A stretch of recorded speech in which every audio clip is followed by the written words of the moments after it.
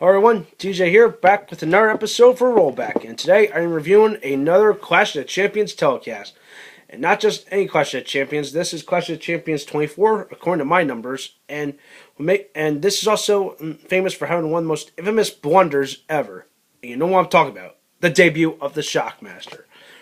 What else can I say?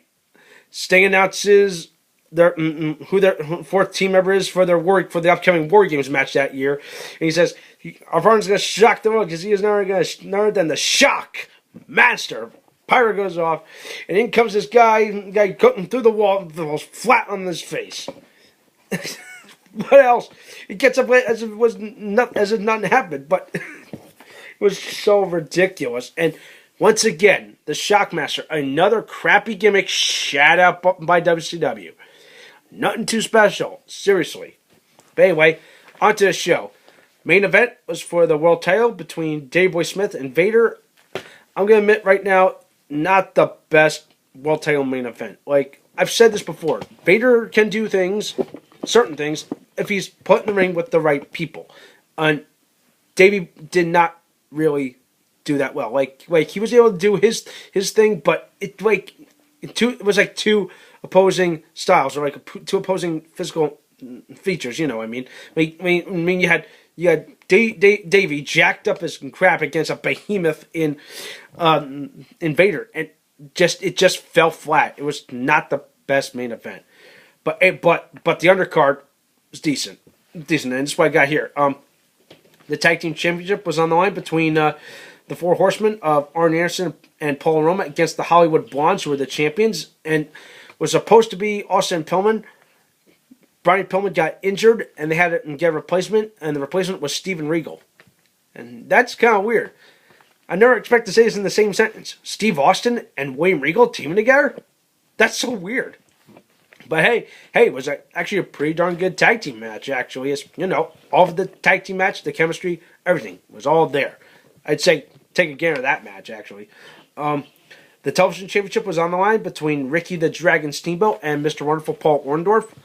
Another good title match. Could have been better. Not, in my opinion, was not Ricky Steamboat's best, but I kind of saw where the match was going, but it could have been better in my opinion. But I think Paul Orndorff had his own personal problems in going into this match, but I want to say this right now. I did notice like something was kind of wrong with his arm. I don't want to describe it. You guys see it for yourself. Actually, if you guys get a chance to watch this, possible match of the night, in my opinion, had to be between Bobby Eaton and Too Cold Scorpio, and for frankly good reason. Those two can just fly. I mean, it was just magic just happened. Especially with Too Cold Scorpio, guy completely underrated in my opinion, and against once again, like I said, that Bobby Eaton, who was famous for tag team action, competing in singles action, and hey, it just happened. In my opinion, it just kind of stole the show. Is what I'm saying. The worst match, in my opinion, of the entire show had to be Ric Flair and Sting against the Colossal Kongs, and I mean the Colossal Kongs. They're two big, heavy guys wearing masks, and of course you all heard the saying, "Bigger is better." I've said this before. Bigger is worse. The bigger the guy, the worse the match. And it was not, in my opinion, it was just a fight. It was not that good. But what the heck? That's just me. But I will say a couple things that did stand out that kind of redeemed the show. The Road Warriors made their return, which was great actually. And how that happened was this is how it worked. Dustin Rhodes was supposed to face Rick Rude and the Equalizer, another gimmick. Not too famous, you know what I mean. And he said that he was that his mystery partner would arrive into the arena in a Camaro Z28. Yeah, a Z28, my kind of car. Just between you and me, that's one of my dream cars actually. But anyway, and the car rolls up into the arena, and out comes Road Warrior Animal. Crowd just goes nuts. But Rude says, "We anticipated that," and all of a sudden they turn around. No, that's not my partner. He's my partner. And Hawk shows up. Bam, bam. Road Warrior popped right there. And magic just happened. So it was just great to see that.